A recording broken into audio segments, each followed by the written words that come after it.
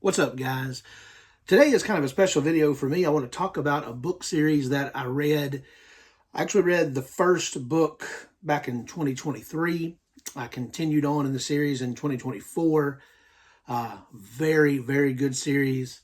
That is the Lonesome Dove Saga. Now, this is a series that, of course, when it was written, was well loved, well beloved, but has recently had kind of a uptick. People have gone back and started reading these books.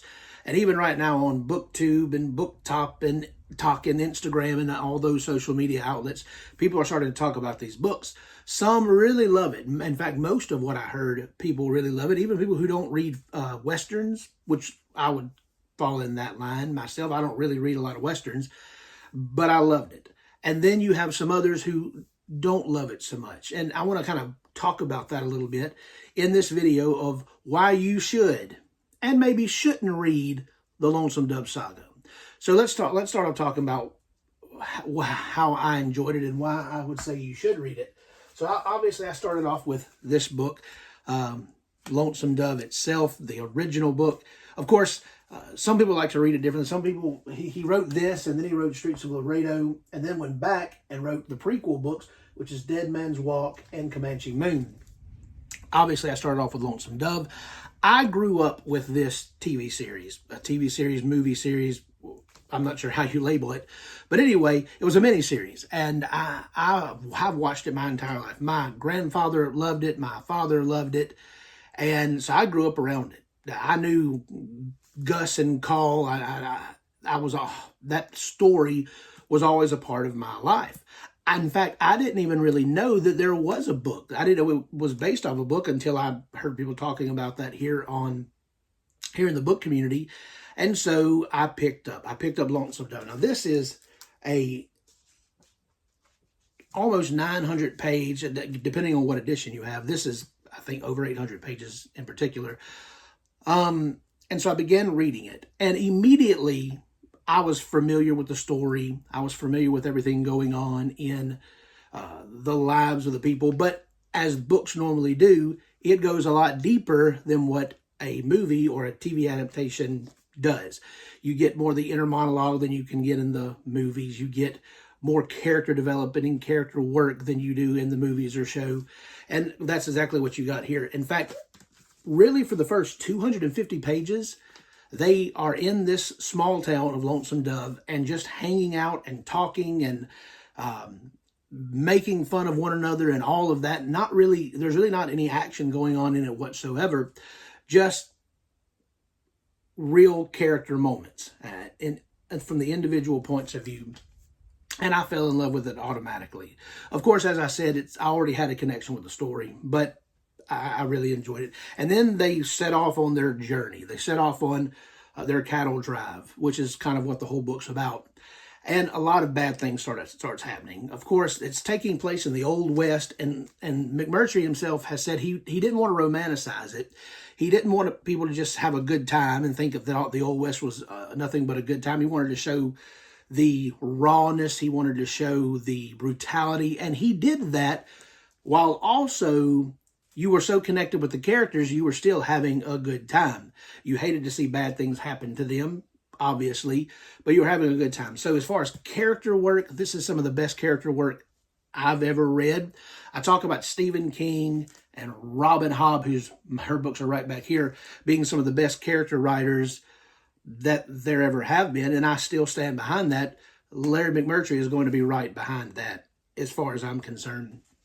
I just found myself immersed into the story. So for character work, for immersion in the story, I think you get all of that and reasons you would want to read it. I'm going to talk about the two prequel books. I enjoyed those as well. You get a younger version of Gus and Call and find out not necessarily how they met, but how they started off being Texas Rangers and Texas Rangers Marshals anyway. So you follow their story, and particularly in Dead Man's Walk, you start off their journey together, and they end up kind of behind enemy lines, so to speak. Uh, eventually, I don't want to give away any spoilers, but that's kind of where the Dead Man's Walk comes into play.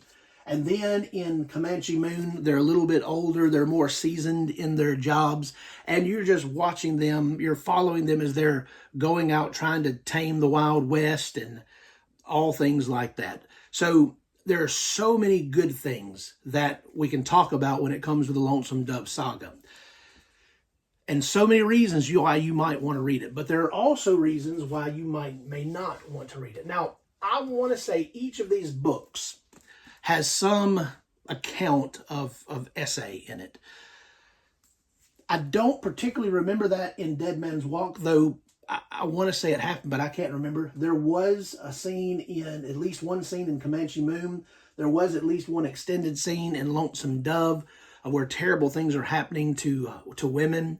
And that is a reason that I would highly caution people with this series that he doesn't hold back. It's brutal. Some people say, well, you have to have things like that because that's real. That's what was actually going on. And you don't want to tell a false story. I get that.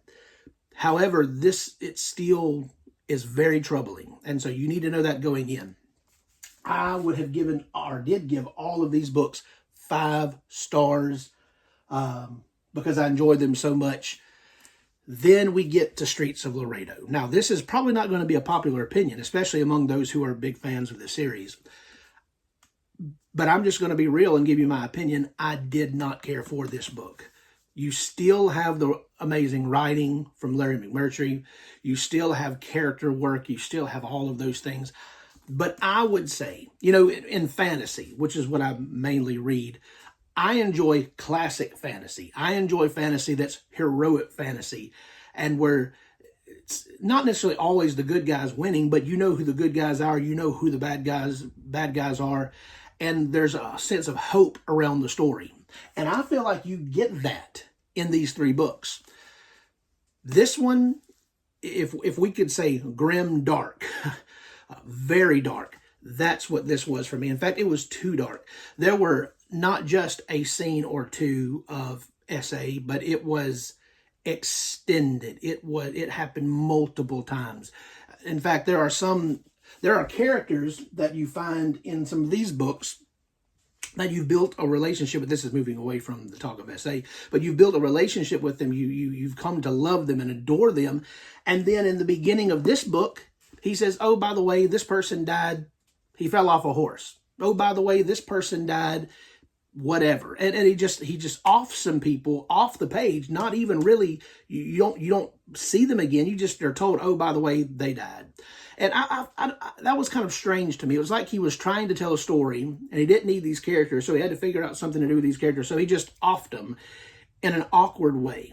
That's just my feeling on it. So with that, with the extreme brutality against Native Americans, obviously, as you see, particularly in all of these books, but also against women, this one goes overboard for me.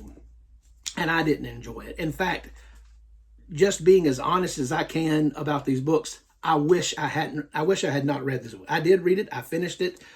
I didn't care for where the story went.